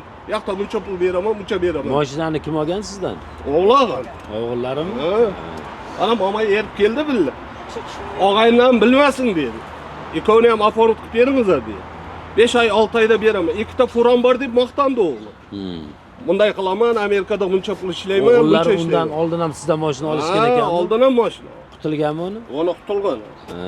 Undan qarzdorligi yo'qmi? Yo'q, undan yo'q. Uni yopgan-a o'sha vaqtda. Uni yopgan ikkita mashina dan sochdi-da. Bitta mashinani oldida, ikkita mashina uxlatib ketdi. Tushunyapsizmi? Hozir qancha qarzligi qolgan sizdan? Bizda hozir bir 9000 dollardan ziyod qarz. Hozir. O'zi o'pchi qancha undirilgan hozirgi kunda? O'pchi bilmayman, ishqib melisalar o'ndirib beryapti, bir 9000 dollar qolgan-da. Umumiy hisoblaysiz-da. Yo'q. Men bitta aniqlik kiritaymi? Bitta narsa 30 ming dollarga kelishgan bu kishi bilan kelgan, onasi bilan kelgan. Qayga? Sizlarni oldingizga 30 ming bilan kelishmagan men. Ikkita mashina 57 ming dollarga kelishdi. Yo'q, mayli, men bitta narsani gapiray. 30 ming dollarga kelishgan ekan, keyin bu kishilar 6 ming dollar uchidan bergan-u, 6 ming dollardan keyin bu 30 ming dollarda olib ketgan. 38 ming dollar to'landi. Holatlar oldingi holatga keldi. Qarz tutildi, ikkita mashina puli 38 ming dollar bo'ldi. Siz savdo qilgan, mana shu 17 ta degan mashinangiz yana qaytarib. Foydasi yo'q. Yo'q, Uni mayli. davlat o'ndirib beradi bizga. Shoshmay turing. Ular bermasa, uni keladi Amerikadan. Aeroportga tushsa qo'lini qayirib olib boradi bersa. Mayli, nima bo'lsa bo'lsin. O'ndirib beradi. Davlat mana qonun bor, davlat bor. Xudoga shukr bizlar marga hech kimda allagan yo'q. Bizlarda allagan odamlar ko'p. Jonbayda bir 5-6 tasi allab yuribdi hozir ham. Mayli. Xudo xolasa ular ham Xudodan topadi ular. Asabiylashmang. Xudodan topadi. Asabiylashmang. Bitta narsaga e'tibor qiling-a. Holatlar oldingi ularga sizlar kelishilgan 38 ming dollar bular qaytarib berdi. Bergan yo'q hali. Qayerdan beradi 38 ming sudda aniqlangan-ku 38 ming dollar berilgan. Yo'q, mayli. Shu bitta narsa. Men nimalar bularni nimasidanman? Siz aralash, siz kimsiz? Jurnalistman. Vakolatingiz nima? Korrupsiya ommaviy axborot vositasidanmi? Qani, bu yoqqa siz bilan gaplash kerak. Men unaqa gaplashaman. Yo'q, siz bilan gaplash kerakmi? Ha? Bo'ldi-ku. Jahling chiqmasin. Yo'q, jahlim chiqqan yo'q. Men siz nimaga keldingiz? Faqat tinchlikka keldik. Yo'q, nimaga? Tinchlikni qonun doirasida hal qilish kerak. Qonun doirasida mana 38 ming dollar bergan ekan. Direktor mashinasini olgan, olingan. Nimaga syomka qilyapsiz? Nima qonun buzilgan? Nimaga syomka qilyapsiz? Yo, biz tomondan nima qonun buzildi? Gapni eshiting. Siz menga topshiriq bermang. Siz kimdan Menga qarang. so'radingiz? Siz kim bilan so'rab, Siz qachon chiqdingiz? Hozir chiqdingizmi? Men arizachiman. Yo, siz hozir Men bilan gaplashing. siz hozir chiqdingizmi? Qayerdan chiqaman? Nima ishingiz bor sizda meni bu? Siz hali suhbatdan xabar bo'lmasdan hozir biz nimani gaplashdik? Arzachi bu-da. Buni allagan. Arzachi bu. Xo'p, kelib sizda nima dedi? Arzachi Nima qildik? Nima qilib bu daqqa? Surishtiruv qilyapmiz. Surishtiruv nima bu kishi bilan qilasiz? Kim bilan qiling? Bu kishi bilan, men bilan qiling. Siz ayting shuni, men bilan qiling. Keyin siz. Men shu narsani Siz bilan gaplashaman. men aytaman sizga. Siz bilan chiroyli gaplasha olamiz. Ha? Yo'q. Bir kiringlar. Yo'q, hamma kirmasin. Siz bilan gaplashing. Cheklov qo'ymang, unda kirmaydi hech kim. Siz bilan gaplashish kerak. Kamerada olib gaplashamiz. Sal boshqacharoq ekansizda, o'shanga. Siz boshqacharoq qilyapsiz. Siz gapni eshiting, shubha qilmang. Siz nima o'zi tanishtirmaysiz, siz kimsiz, siz nimaga bostirib kelyapsiz? Qo'yman. Siz kimsiz aka? Siz sal g'alatiroq Ismingiz nima? Men tanishtirdim bu yoqqa o'zimni. Siz menga tanishtiring. Men bu odamga aytdim, xohlasangiz intervyu bering, xohlamasangiz bermang dedik, to'g'rimi? Intervyu bermaymiz. Bo'ldi, nima muammo? Nima bunaqa baqir-chaqir g'alatiroq qilib Yo'q, siz g'alati-palat qilmang. Siz kimdan so'rab kelyapsiz? Men hech kimdan so'ramayman. Men kelaveraman. Nimaga kelar Lekin ekan? xohlasa beradi intervyu, xohlamasa bermasin. Intervyu yo'q. Bo'ldi, nima muammo? Kim nima qilasiz baqir-chaqir? Nima muammo? Kim baqir-chaqir? Siz qildingiz baqir-chaqirni. Bu kishi qildi, siz qildingiz. Yo'q, siz nimaga berasiz? Ovozingizni ko'tarasizmi bu yerda? Siz nimaga aralashyapsiz? Nimaga aralashmayman? Murojaat bo'lgan menga. Qonun doirasida surishtiruv muqomi. Qani murojaat? Men sizga ko'rsatishga majbur emasman. Nimaga majbur bo'lmaysiz? Ha, majbur emasman. Siz tanishtirasiz birinchi. Nimani tanishtiraman? Siz kimligingizni tanishtiring. Kimligimni tanishtirdim. Qani murojaat? Tanishtirdim kimligimni. Qani murojaat? Siz intervyu berasizmi? Yo'q. Bermaysizmi? Sizga vaqt tanishtirmayman o'zimni. Tamam, intervyu bermasangiz ketavergan kabida. Nima muammo? Sizni sherigingiz ruxsat berdi, tushundingizmi? Nimaga ruxsat berdi? Gaplashishga. Hech kim ruxsat bergan yo'q. Menda syomkada turibdi. Hech kim Syomkada turibdi. Syomkada turibdi. Syomkani qilib Men boshida aytdim bu odamga. Hech kim sizga ey og'ayni, o'zmanda ham bor. Shallaqlik qilmang, iltimos. Siz qilyapsiz. Men bu odamga aytdim. Xohlasangiz gapiring dedim. Ikkinchi tomon sifatida. Siz gapirtiryapsiz. Men tilini sug'urib gapirtiryapman. Yo'q, siz gapir majbur qilyapsiz o'shanga. Qanaqa pistolet tiradimmi, pichoq tiradimmi? Aka, siz qo'lingizdan kelmaydi pistolet, pichoq, tushundingizmi? Men unaqa ish qilmayman. Qo'lingizdan kelmaydi. Sizlar qilarsizlar unaqa. Qo'lingizdan kelmaydi. Men qilmayman. Siz doпрос qilmang. Nimani doпрос? Siz uni Voy so'rang. og'aynilar, sizlar ikkinchi tomonmi? Sizlarni eshitgani keldim. Ertaga Mani eshitmadi. Mani mana shunaqa qilib qilish mumkin emas pochchamga. bizdan ma'lumot olmasdan qo'ydi deysizmi? Bitta gapda Demismi? Yo'q. To'xtang, demismi? Gapni tushunib. Yaxshi gapirchi. Xohlamadinglarmi intervyu berishni? Xohlamadinglarmi intervyu berishni? Bo'ldi, ketdik. Davlat bormi? Xohlamadi. Aynan bizga murojaat qilgan murojaatchini murojaati haqligi ichki ishlar holatida ham, mana bu holatda ham o'z tasdig'ini topgandek bo'lyapti. Mana ko'rib turganingizdek barcha holatlarni jurnalistik surishtiruv qilib, har taraflama o'rganishga bor kuchimiz bilan harakat qildik va bu holatlarning ustidan o'sha tuman chiqargan hukmi, apellyatsiya instansiyasining chiqargan hukmi o'zgarishsiz qoldirgani va taftish instansiyasini ko'rib chiqib o'zgartirishsiz qoldirgan hukmlari ustidan, ya'ni Oliy sudga murojaat qilingan va Oliy sudda qayta taftish uchun asos yo'q deb turib rad etilgan o'sha ajrim ustidan bugun biz Oliy sudga bordik. Shu haqda o'zimizni qisqacharoq fikrimizni bildirmoqchimiz. Shaxsan men o'sha Oliy sud jinoyat ishlar bo'yicha Oliy sud raisini o'rinbosari Muslimovni ikkinchi, uchinchi marotaba ko'ryapmanki, juda qo'pol muomalasi yo'q va asabiy bo'lib qolgandek nazrimda va bu xalqi dardini, muammosini eshitishga tayyor emas, yo charchagan, yo yetarli darajada ishlab qo'ygan degan fikrga keldim va aynan Muslimovni bu holatda yo to'g'rilash kerak muomala darajasini, madaniyat jihatlarini yokida o'rniga xalqi dardini eshita oladigan bir yaxshi kadr qo'yilishi kerak. Oliy sudga kirishda binoni ichida davlatimiz rahbari Shavkat Miromonovichning bir oltinga teng gaplari qo'yilgan ekan. Mana shuni aynan yozib oldim. Bu Oliy sud eshigini tagida kirganingizda o'qiysiz-ku, chiqishda u narsalar umuman inobatga olinmas ekan degan fikrga kelasiz. Aynan davlatimiz rahbari tarafdan bir chiroyli fikr qo'yilgan, insonlarni dardu tashvishlari bilan yashash odamiylikning eng oliy mezonidir degan bir chiroyli so'z qo'yilgan ekan, to'g'risi. Lekin men uni Oliy sudda butun hammasiga baho berib olmay, Muslimov harakatlarida, Muslimov fuqarolarni dardini eshitish jarayonlarida men umuman ko'rmadim. To'g'risini aytsam, o'zim ham sal tortishib qoldim. Qanaqa ma'noda? Ya'ni tortishib turib jinoyatchi qo'zg'atib o'tirmaylar ovora bo'lib. Biz tortishmadik. Men o'zim fikrlarimni bildirdim. Ya'ni bir holatiga kulib yordim. To'g'risi qanaqadir bir ta'sirlandim, yomon bir bo'ladi-ku endi, kulib yorish emas, imijimida nega kulyapsiz degan e'tirozni bildirgandan keyin men aytdim, siz Oliy sud jinoyat ishlar bo'yicha Oliy sud sudyaning raisi emas, ko'proq nargi tomon advokatiga o'xshab savollar berdingiz degan fikrni bildirdim va ma'naviyatini aynan biz hozir ekranda aytayotgan bo'lsak, uni yuziga ham yetib chiqdik. Hozir mana onaxon bilan kirdik. O'sha bu ish bilan hozir mana to'liq tanishib o'tyapsizlar, yana davom etamiz. Hali bu materialni olib chiqishni. Ayollari bilan birga va advokat Komilova bilan birga kirdik va Muslimov harakatlaridan to'g'risi men norozi bo'ldim, balki mana bular ham qatnashdi. O'sha jarayonda juda ovozi yo'q, baland, qo'pol, men tushunmadim, bu sudmi? Men Oliy sudga kirib, qaytib chiqayotganimda xuddi Lo'li bozordan chiqqandek his qildim o'zimni. Bu meni shaxsiy qarashlarim, shaxsiy fikrim, bu uchun meni haqqim bor. Mana siz deylik, onaxon mana kirdingiz. Shu Oliy sudda Muslimovga kirib dardimni aytaman, shu meni eshitsa kerak degan bir fikr bilan keldingiz. Shunaqa umid bilan keldingiz. Qanchalik shundan siz qanotlandingiz? Qanchalik sizni qoniqtirdi Muslimov janoblari? Men u kishidan nima najot izlab keldim. Men u kishiga iltimos qilib, men aybim yo'q-ku meni. Nima uchun aybdilardi dedim. U kishi meni tinglamadi-ku. Bir og'iz gaplarimni tinglamadi u kishi meni. Men shuncha yo'l bosib keldim shu insonga. Biron bir menga biron bir o'zgarish ish bo'ladimi dedim. Lekin meni tinglamadi u kishi.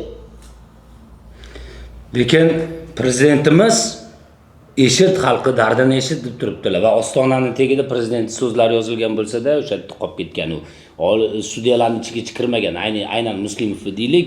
Mana siz ayollar sifatida kirdingiz, boyagi holatda guvoh bo'ldingiz. Siz o'sha sudyani harakatlaridan ko'nglingiz to'ldimi? Xursand bo'ldingizmi shu holatdan? Yo'q, chunki meni ko'nglim to'lmadi, chunki u kishi bizlarga yomon qo'pol muomalada bo'lganligi sababli. Chunki inson yordam so'rab, u insonni oldiga kelganda yaxshi gap bilan, muomala bilan tushuntirish kerak edi, lekin muomala qilmadi bizlarga. Yordam berishga ham qandaydir ko'ngli yo'qroq. Xuddiki narigi tomonni himoya qilayotgandek tuyuldi shaxsan menga. Mana advokat Komilovaga yuzlansak, men bir narsaga e'tibor qildim boya, to'g'risi men endi taraf emasman. Ommaviy axborot vositasini, o'sha antikorrupsiya ommaviy axborot vositasini bosh muharriri sifatida kirdim va holatni o'zim uchun ko'raman va buni chiqib aytaman. Anaqada ommaviy axborotda e'lon qilamiz degan maqsadda kirdim aslida. Lekin ko'rdingiz, men ruxsat so'radim, fikr bildirishga ruxsat bergandan keyin men o'zim fikrlarimni bildirdim. Ushbu holatda keyin oxiri bir narsaga men hayron qoldim. Muslimov janoblari nima dedilar? Bo'ldi, sizga yozma javob berib yuboramiz. Bo'ldi, chiqinglar, boringlar. Bu degani bo'ldi, sizlarning ishinglarni biz rad etamiz degandek tuyuldi menga shaxsan. To'g'risini aytsam, aynan Oliy sud raisini o'rinbosariga bu ikkinchi meni kirishim. Ko'p fuqarolar hammasi viloyat sudlaridan norozi bo'lib, umid qilib shu Oliy sudga keladi. Oliy sudda shu aynan jinoyat ishlari bo'yicha gapiradigan bo'lsam, jinoyat ishlari bo'yicha taftish yozganda 99% ariza sudya tomonidan ko'rishga asos yo'q deb rad javobi beriladi. O'sha aynan muslim tomonidan. Yo'q, Oliy sud tomonidan mana murojaat qilinadi, viloyat sudlaridan norozi bo'lib, Toshkent shahar sudidan norozi bo'lib, qayerga murojaat qiladi? Boshqa murojaat qiladigan joy yo'q bo'lgandan keyin Oliy sudga navbatdagi bosqichga murojaat qilinadi. Aynan Muslimovgacha bo'lgan jarayonni 99% sudyalar tomonidan rad qilinadi. Men buni amaliyotdan kelib chiqib aytyapman. Ko'rib chiqilmaydi ish. Ko'rishga asos yo'q deydi, javob xati bilan kifoyalanadi. O'sha bizga javob xati kelganidan keyin bugun mana qabulga kirdik. To'g'risini aytsam, men ham bunday munosabat kutmagan edim. Bunday munosabat bu hozir ishchi ko'rmasdan, ishchi o'rganmasdan, dela ham yo'q, ish hujjatlari yo'q, oldindan munosabat bildirish bo'lib qoldi. Men shunaqa deb tushundim. Ya'ni ish chaqiriladi, ko'riladi emas, sizga javob xati beramiz. Bu oldindan уже prognoz degan. Men uchun shunaqa, oldindan prognoz, ya'ni javob xatini beramiz, olasizlar, bo'ldi. Shu juda ham meni xafa qildi, to'g'risini aytsam, advokat sifatida yana bitta gaplariga juda ham xafa bo'lib ketdim. Puli bo'lsa mashina olsin degan, aynan bular holati bo'yicha, firibgarlik holati bo'yicha men advokatman, mashina haydayman. Mashinamni boshlang'ich to'lov qilib kreditga olganman. O'z vaqtida to'lamaganim sababli kreditni to'lamasam fuqarolik sudiga murojaat qiladi. Bularda ham xuddi shu holat. Boshlang'ich to'lov mashinaga to'langan, to'lanmagani uchun firibgarlik jinoyati bo'yicha qo'zg'atilyapti. Bu ikkita narsani men bitta narsa deb baholayman. Lekin hozir umuman endi juda ko'p narsani gapira olmayman, lekin juda ham noto'g'ri bo'ldi. Bugungi qabuldan umuman qanoatlanmadim, to'g'risi. Agar shunaqa xalqda maqol bor, agar qozi onangni so'ksa dardingni borib kimga aytasan degan maqol bor xalq orasida. Xuddi shu maqol bugun kuzatildi. Yana bitta qo'shimcha qilib aytmoqchiman. Bugun aynan yana Oliy sudda fuqarolik ishlari bo'yicha rais o'rinbosarining qabuli bo'ldi. Mana qabul. Mana fuqaroni eshitish, mana mayli muammomiz hal bo'lmasin. Mayli biz noto'g'ri murojaat qilayotgan bo'laylik, mayli murojaatlarimiz u asosli bo'lmasin. Lekin Oliy sud raisini fuqarolik ishlari bo'yicha o'rinbosari tinglash madaniyati, bizni tinglab bildi masalani. Masalan, biz muddatini o'tkazib o'rganmiz, u delani chaqirishga majbur emas. Lekin sudyani javobi shunaqa meni xursand qildi.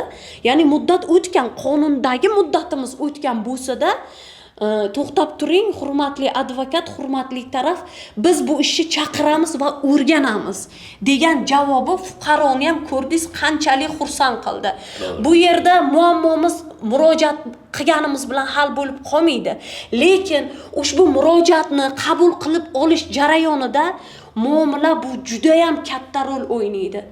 Men bugungi aynan ushbu ikkita holatni taqqoslaganim, birinchi aynan jinoyat ishlari bo'yicha qabuldan va fuqarolik mana juda ham 180 gradusga bir-biriga qarama-qarshi. Umuman qarama-qarshi. Aynan o'sha Oliy sud raisining fuqarolik ishlari bo'yicha o'rinbosari bilan, ya'ni men ismlarini ham yozib oldim. Ismoilov Olimjon aka haqiqatdan o'zlarini Oliy suddagi sudyadek tutib yoki deylik o'sha o'zlarini murojaat qabul qilishi, gap so'zi, umuman o'zini tutishi har taraflama zo'r. Malades, men u odamni haqiqatdan hurmat qildim. Shuning uchun men shuni aynan aytaman deb ism familiyalarini yozib oldim. O'sha Olimjon akaga rahmat aytamiz, lekin bu Muslimov janoblaridan juda ko'pchilik noroziligini, nechta odam kelib men uni oldiga kirdim, bunaqa degan murojaatlar tiqilib yotibdi. Bu murojaatlarimizni mana do'stlar, mana ko'rsangiz, mana shu videomizni tagida aynan jinoiy ishlar bo'yicha Oliy sud raisining o'rinbosari Muslimov suhbatida bo'lgan bo'lsangiz, o'zingiz fikringizni qoldirishingiz mumkin. Tuhmat kerak emas, yolg'on kerak emas, biz borini boricha olib chiqamiz. Oq, qorani qora deymiz. Bizni stilimiz shunaqa. Bizni vijdonimiz mana shunaqa ishlaydi. Qolganlarnikini bilmadik. Do'stlar, o'zingizlarning fikringizni izohlarda qoldirasizlar, aynan Muslimov janoblari haqida. Endi meni murojaatim hurmatli prezidentimizga. Ushbu murojaatimiz yetib borsa, boshimiz ko'kka yetgan bo'lardi. Aynan fuqarolarni sud tizimida norozi bo'lishiga mana shunaqangi muomala, mana shunaqangi harakatlar sabab bo'lyapti deb hisoblayman shaxsan men. Chunki har bir inson oxirgi tayangan eshigi bu sud bo'ladi va sud bo'lganda ham bu Oliy sudning oxirgi eshigi. Oliy sudda o'sha Muslimov janoblari muomala madaniyatini to'g'rilab olishlarini yokida o'rinlariga munosib kadr qo'yilishlarini biz ham iltimos, ham talab qilamiz. Oliy sud raisi, sizdan ham iltimos qilamizki, ushbu holatga munosib baho berib, o'sha Oliy sud raisi sizni raisligingiz, sizni o'rinbosaringiz Muslimovga nisbatan o'sha o'zlarining xatti-harakatlariga, muomala madaniyatlariga iltimos to'g'rilab qo'yinglar yokida almashtiring. U aynan odamlarni juda, men boya xolani ko'rdim, eshik tagida siz o'tiruvdingiz, biz yaqinroq o'tiruvdik. Men barchani kuzatib o'tiribman. Sizda qo'rquv, qanaqadir bir qo'llaringizda qaltirashlarni ko'rdim. Bu nimadan? Bu odam juda o'zini qo'pol tutganidan, muomalasi yomonligidan. Bunaqangi Oliy sud, men to'g'risi bugun hech qachon qo'rqmagandim. Bugun men bitta narsadan qo'rqdim. Oliy sudda jinoyat ishlari bo'yicha ayniqsa shunaqa holat bo'lsa, unda men O'zbekistonda yashashda men ham haqiqatan qo'rqishni boshlayman. Bugundan boshlab bu qo'rquv meni ichimda egalladi. Ozgina bo'lsa ham o'z o'rnini topdi. Lekin o'ylaymanki, bu holatlarni barchasiga nuqta qo'yiladi. Chunki davlatimizning rahbarining siyosatlari bu emas. Qachongacha biz sizlarga tushuntirishimiz kerak. Prezident xohlayotgan, prezident gapirayotgan narsalar boshqa-yu, amalda mana bunaqangi harakatlar boshqa. Aynan o'sha sanoqli mana shunaqangi bir rahbarlar tomonidan deylik, Oliy sud Ismoilov Olimjon akaga, o'sha fuqarolik ishlari bo'yicha Oliy sud o'rinbosariga biz yana bir bor minnatdorchiligimizni bildiramiz. O'ylaymizki, bizni qilgan bu materialimiz, bizni qilgan bu murojaatimiz o'zini haqiqiy adolatli hukmini, qarorini topadi degan ishonchimiz, umidimiz bor. Iltimos sizdan ayrim mansabdorlar jamoatchilik nazoratini yoki ijtimoiy tarmoq faollarini yoki oddiy qonunni bilmas xalqimizni O'zbekistondan umidini so'ndirishga siz sababchi bo'lmang. Prezidentning siyosatini oyoq osti qilmang.